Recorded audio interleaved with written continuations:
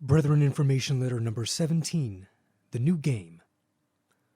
Brethren, as it is, the new game has begun. But what is the new game? How does it differ from the old game? Basically, the difference is this.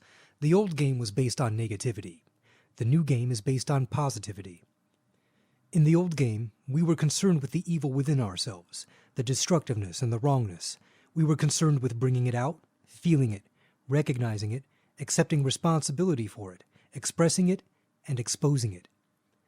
In the new game, we are concerned with the good within ourselves, the rightness. We are concerned with bringing that out now, feeling it and expressing it, enhancing it and building upon it. In the old game, we rejected negativity. We demanded its opposite, so that when evil manifested, we set upon it like a pack of hounds that finds a hare. All our attention was given to the presence of evil, and rightly so.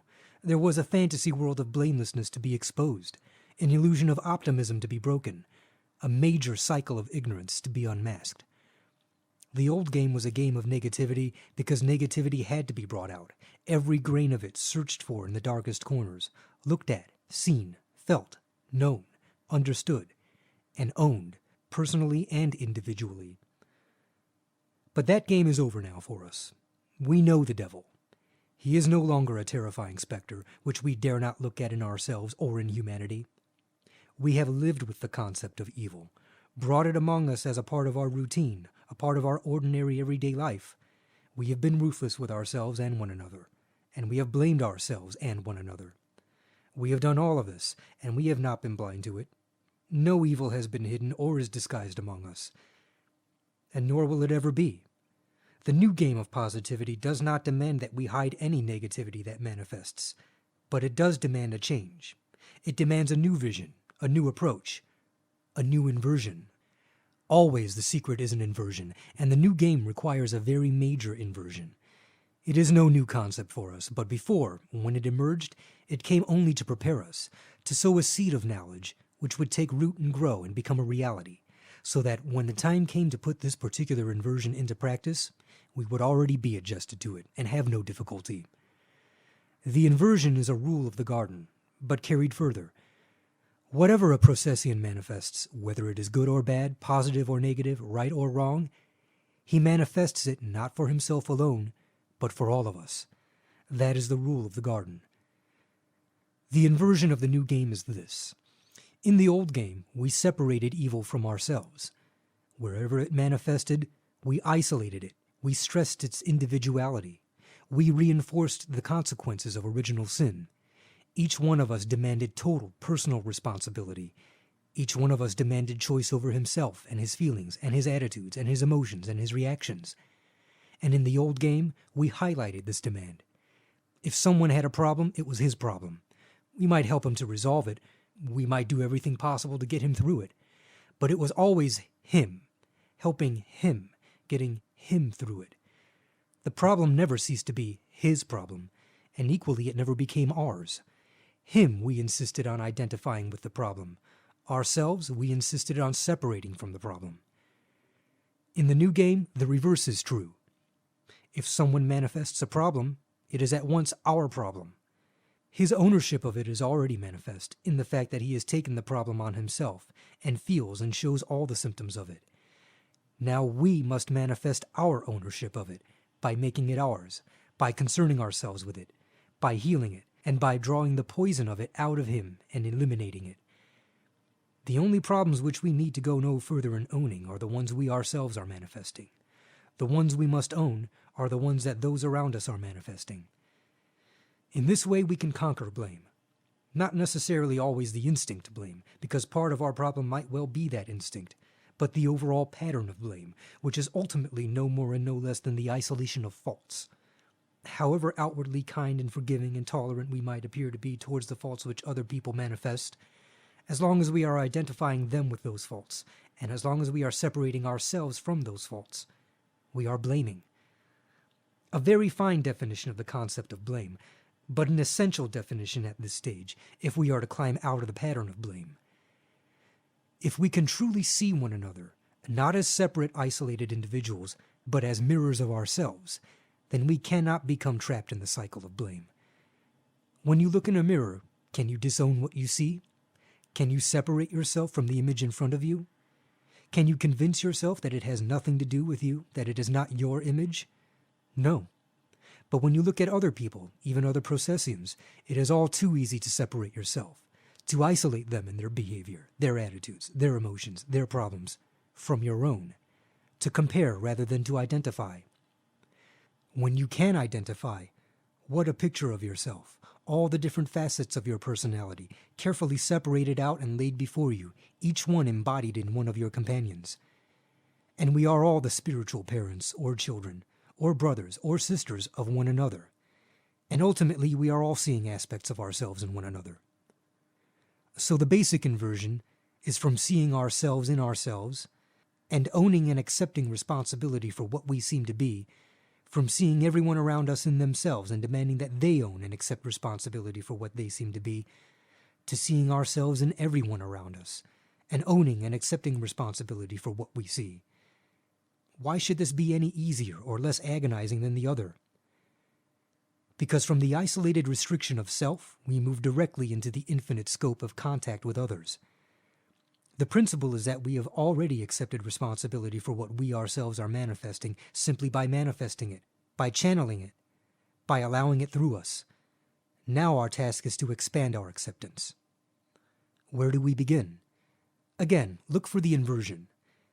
When we were delving into our own problems, looking at ourselves within ourselves, our patterns, our attitudes, our limitations, our agreements, then our contact with others was on the principle of, wherever it is difficult, it is important. Find the hardest route and take it. This is the way of taking personal responsibility for yourself and the evil side of your nature. Bring it out, reactivate it, so that you can recognize it and accept it. This was valid. This was the way through the valley of the shadow. And although we knew that we were on the road to freedom from blame, we equally knew that a full enactment of blame and self-blame, but with eyes wide open, not closed, was essential in order to take that road and progress along it. Intensive demands upon ourselves and one another were the only way to rid ourselves of the need for those demands. But as long as we play a game of demand, we play a game of frustration. Again, look for the inversion. Again, look for the inversion. The opposite of demanding is giving. Instead of demanding of self, give to self. Instead of demanding of others, give to others. But already we have established that self and others are one and the same, and that our concern as regards action and responsibility is towards the others aspect, rather than the self aspect. Besides, we know from another source altogether, that of the universal law, that giving to others results in giving to self. Now we know why the universal law works so inevitably, because by giving to others we are giving to ourselves. Giving is nothing new, but in the new game, it has a new qualification. Giving, in the old game, was a demand. We demanded of ourselves that we give what was hardest to give, and that we give to those to whom we found it most difficult to give. This was because we were most concerned with breaking our own barriers, eliminating our own blocks, overcoming our own weaknesses. Giving was a problem which had to be resolved. Not so in the new game. In the new game, giving is the fulfillment of a desire. We give what we want to give, and to whom we want to give it. Again, remember, we are not talking about the immediate elimination of all demands, nor of all frustrations and dissatisfactions. We are talking about departing from a pattern of demand. We are relinquishing the agreement, a quite conscious agreement, that our lives must revolve around the principle of demanding of ourselves and one another. If someone manifests a demand, in other words, an unfulfilled desire, which cannot for one reason or another be immediately fulfilled within the context of communal satisfaction, that is a problem. But it is our problem, not his alone. It is our sense of frustration, the burden of which he is taking upon himself. But we must not then immediately demand of ourselves that we accept responsibility for the problem. All we must do is ask ourselves, each separately and individually, what do we want to give to the one who is carrying the problem? Perhaps some of us have no desire to give anything at that moment. Accept that. There will always be somebody who has the desire to give, and the presence of that desire is the indication that giving in this particular situation is that person's function, just as the absence of such a desire in another indicates that it is not his function. But what if no one wants to give anything to the one with the problem? It cannot happen within the process for the simple reason that there are some processians who carry a permanent and unchanging desire to give to all other processians, which means that the person who carries the heaviest burden, so that he repels the vast majority, receives the greatest gift. The ministrations of one of these very special people, so the balance is perfect. And what can be given in the face of a desire which cannot be fulfilled? Love, contact, warmth. Basically all such desires are no more than substitutes for a need for love, which is why in most cases the dissatisfaction can be eliminated with scarcely any reference to the apparent demand, which vanishes as though by magic. So do not imagine that demands will disappear all at once. There are still the echoes of the old game among us, which, although they are much less intense and much less painful, because they are only echoes, are no less real. But recognize them as expressions of the needs of the soul, however they might manifest superficially. The mind produces irrelevant substitutes in order to lead us off the track. Do not be misled by them.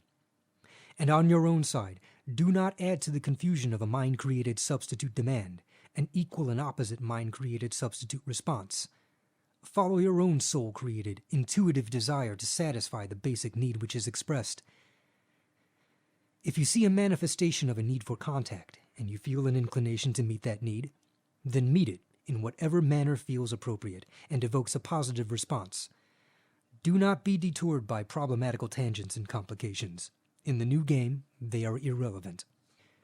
In the old game, the principle was, if someone is suffering, help him to suffer more in the same direction in order to bring him through the problem. In the new game, the principle is, if someone is suffering, give him what he lacks that makes him suffer. And we can do this because we know what it is, and there is always someone who wants to give it. The love, which is contact.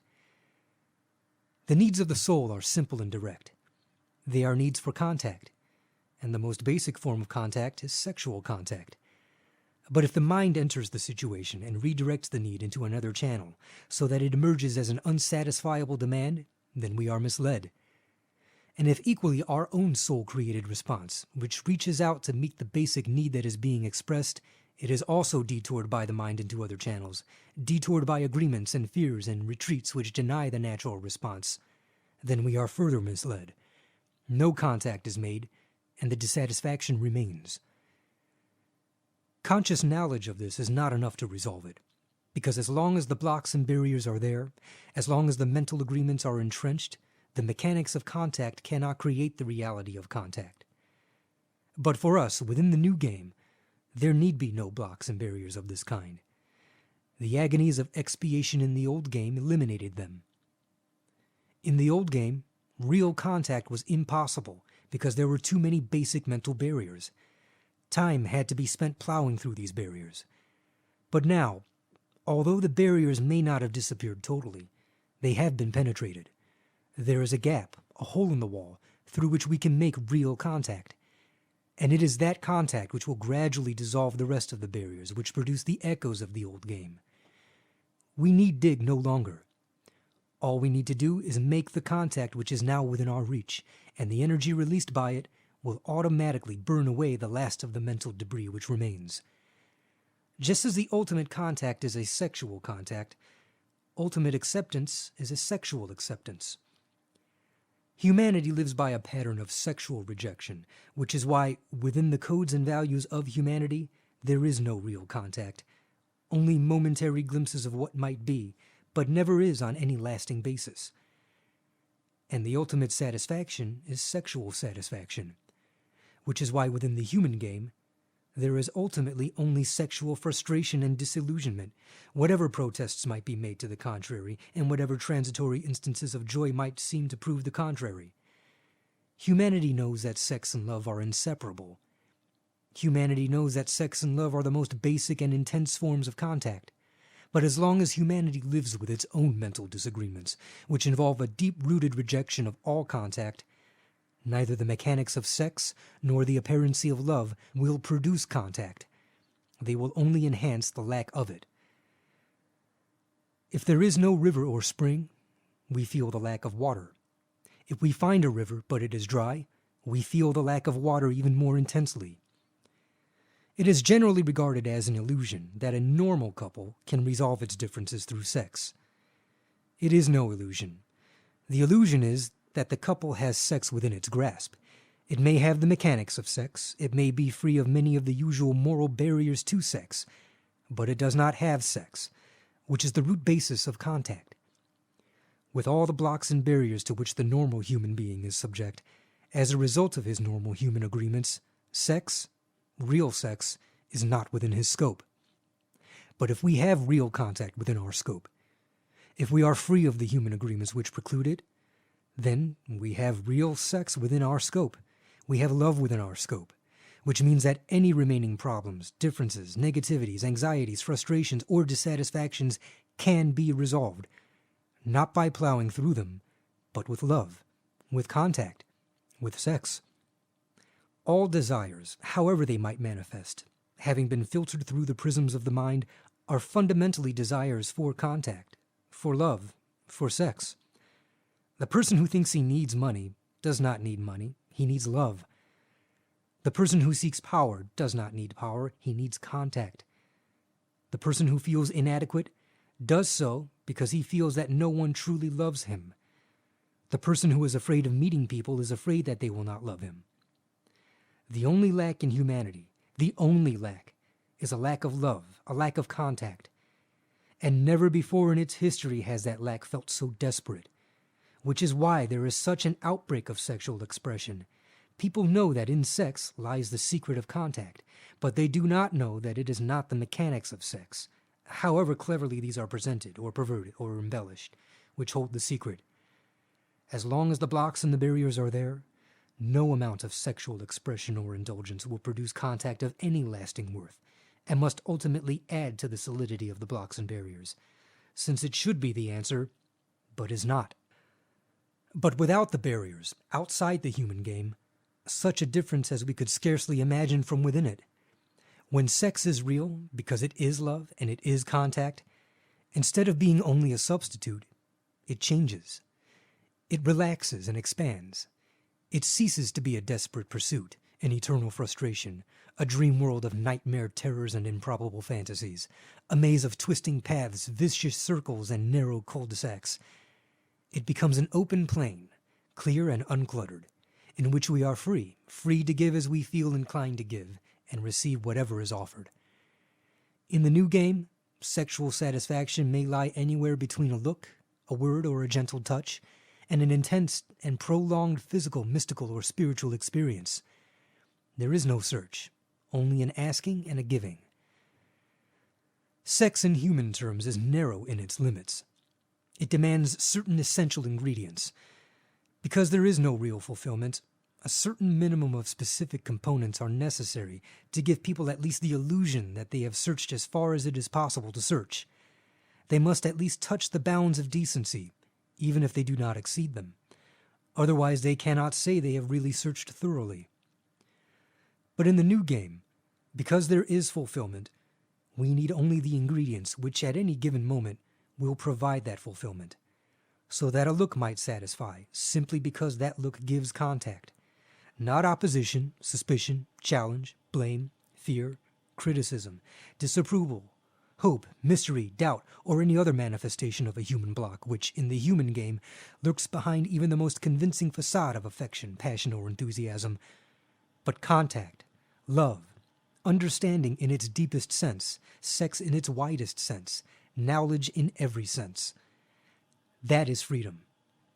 A state of being where sexuality stretches from one end of the scale to the other, and both contact and love can be complete, in their own terms, at any point along that scale. And the prime factor in the love and the contact of the new game is the universal law. Because in the new game, we do nothing directly to ourselves. We do not love ourselves. We do not look at our own problems. We do not make contact with ourselves. We do not attempt to become aware of ourselves. We do not satisfy ourselves. We do not take responsibility for ourselves. We do not give to ourselves. All of this we do to someone else, and we do it according to our inclinations and according to his or her response. And the prime activity in this exchange is giving. Whatever we are doing, we are giving, and the fundamental gift is contact, because that is the fundamental requirement. Where contact is real, the gift of contact is the answer to everything. Where love is real, the gift of love is the healer of all ills. Love your enemies is the key to the ultimate banishment of all evil. Our only enemy is evil, negativity, dissatisfaction. When we see it manifested in those around us, and our response is love, invariably love, a sense of love and a giving of love, then ultimately all evil must be eliminated. But one vital thing we have to learn: the evil that manifests around us is our evil. And whereas the evil that manifests within ourselves we have already owned by allowing it to channel through us, the other we have yet to own through love. When we are able to love those around us, whatever they might do or be, without blame and without in any way separating what they are from what we are, then and only then can we be sure that we are fulfilled within ourselves. When we can truly see one another as reflections of the different aspects within ourselves, with no instinct to disown what we see, then we are on the road to perfection. Knowing this will not at once give us the ability to love each other all the time, but it will give us a new overall pattern of reality to which we can gradually adjust ourselves. And when we do feel love and want to give love, particularly in the face of evil, we must be free to do so. Evil is the absence of good. The ultimate good is love. So evil is the absence of love. And the echoes of evil from the old game, which still live among us, are a depth of love. And that love is hidden within each one of us. We have it, but we have not brought it out and given it meaning and value by bestowing it on one another. This we must do. Before, we could not. There were too many human agreements to distort it or destroy it before it saw the light of day. Now we can. We can give in order to receive. We can reach towards the ultimate satisfaction. We can begin to express our love for one another. But to do so, we must never lose sight of that simple fact. Whoever we are looking at ourselves. When that is completely real for us, not just words that we believe, but a concept which we feel, we can never blame again, because we can never separate ourselves from those around us. So forget the last vestiges of evil within you. Feel your mild dissatisfactions and frustrations if and when they arise, but do not probe them. Do not analyze them. Do not look above and beyond them. Express them if you want to express them, but do not force yourself into them in an effort to plow your way through them. You have been through the valley of the shadow of death, which was the tortuous maze of your own inner self. Now look outwards and around you, and see the aspects of yourself which are reflected in your brethren, and where you feel the inclination to give, act on it.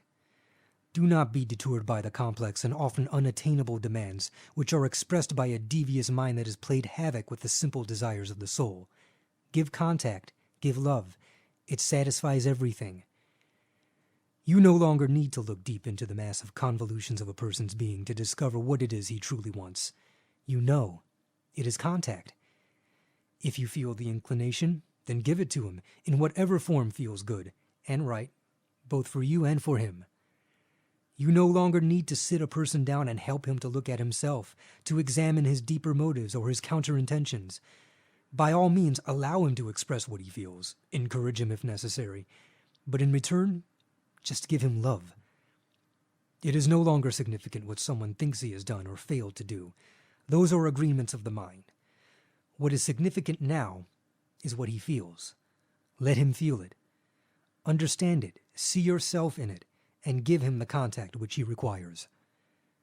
Preserve in others that which you would have preserved within you, and destroy in others that which you would have destroyed within you. Where there is love, preserve it, validate it, acknowledge it, accept it. Where there is an absence of love, which takes the form of misery, bitterness, frustration, despair, isolation, or a sense of failure, destroy it. And the only way to destroy an absence of love is to introduce the presence of love. Where there is love, respond to it. Where there is no love, give it. If all we ever give to one another is love, then all we shall ever receive from one another is love. As the world of men, by the universal law, has slipped into a downward spiral of hatred based on the exchange of blame for blame, so we are as easily sliding into an upward spiral of love. And what of the world of men? What shall we give to it? As prophets of God, we just condemn the godless structures of humanity. But for what purpose? In order to give every human being the opportunity to separate himself from those structures in time. Not every human being will. Most will cling more and more desperately. That we accept. But because of our condemnation and the conviction that it carries, many have already separated themselves from those structures, and many more will do so in the future. And what greater gift can we give them than this opportunity? What more effective way to express our love towards human beings? And what greater gift could those now unwillingly embedded in humanity's structures give to us than to respond to what we are, with their love and validation of us? That is a mutual giving. They need us as a light in the darkness. We need them as a response to that light.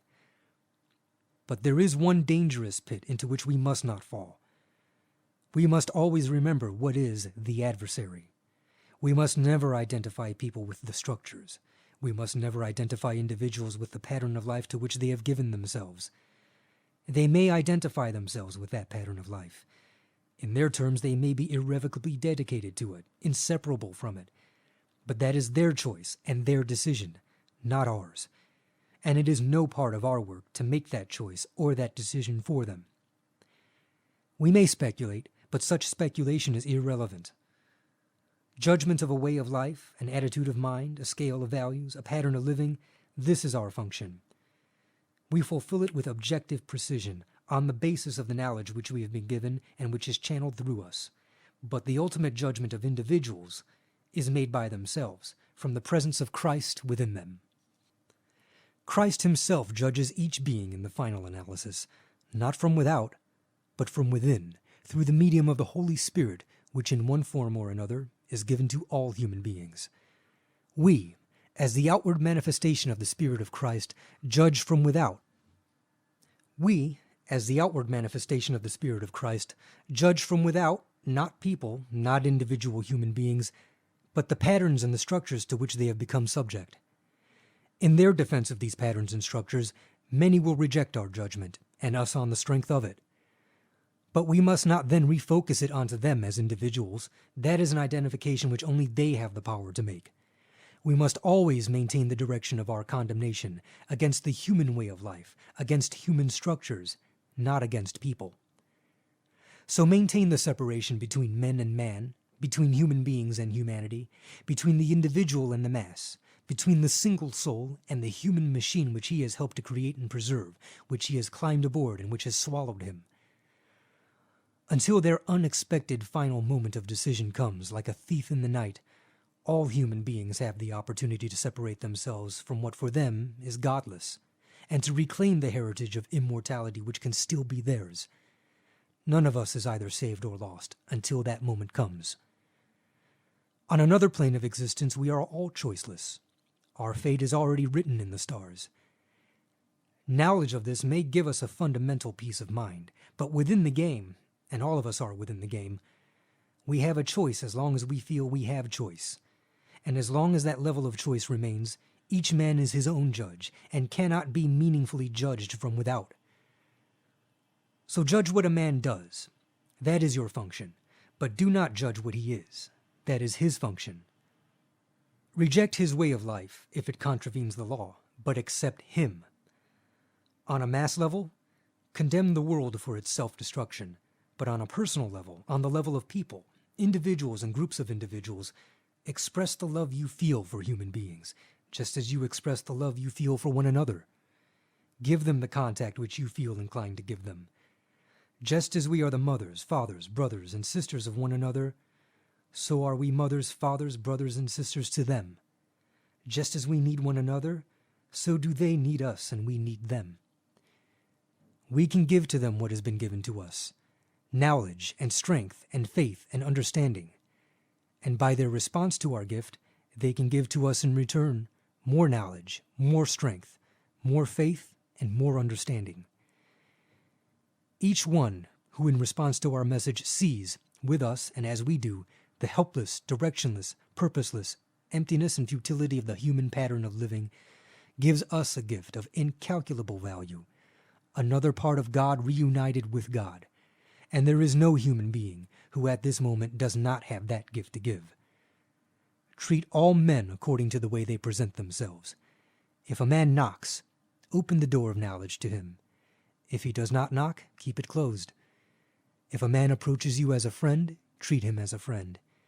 If he comes to you as an enemy, treat him as an enemy. If he desires to be helped, help him. If he desires to be ignored, ignore him. But however you treat him, see him as a part of yourself. Give him what he asks for, but do not necessarily identify him with what he asks for. In this way, you can come to love all human beings, whether they are friends or enemies, whether they come to you in love or in hatred, in acceptance or in rejection. You may not reward your enemy. You may not embrace your enemy. You may not ask him to sit down and eat with you. Such treatment may be inappropriate as long as he is set upon being your enemy. But that does not prevent you from loving him, and from giving him every opportunity to become your friend, which is the greatest good you can do for him. If a man's brother turns against him, then he responds accordingly. But he makes a grave mistake if he sees him as no longer his brother, and acts according to that impression. The enmity and brotherhood are on two different planes of reality and should not be confused. Similarly, the level upon which people present themselves to us, and on which we respond to them and deal with them, is often very different from the level on which they truly relate to us. And it is this true relationship which we must never lose sight of if we are to fulfill our function properly, and if we are to attune ourselves completely and without distortion to the new game. The new game has begun. We have taken the first few steps within it. The beginning is to see the values of the new game, to look at ourselves and those around us through the eyes of the new game, to see that all human beings are part of us, and that we are part of them, to see that at what we do to another we do to ourselves, to see that we are reflected in everyone around us, particularly those close to us, but also those far away, to see with even greater clarity the truth of the universal law.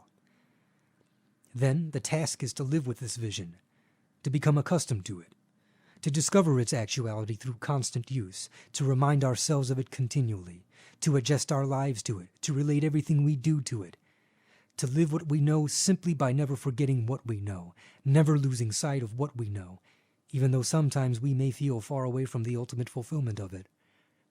And finally, the fulfillment is the reward of such living.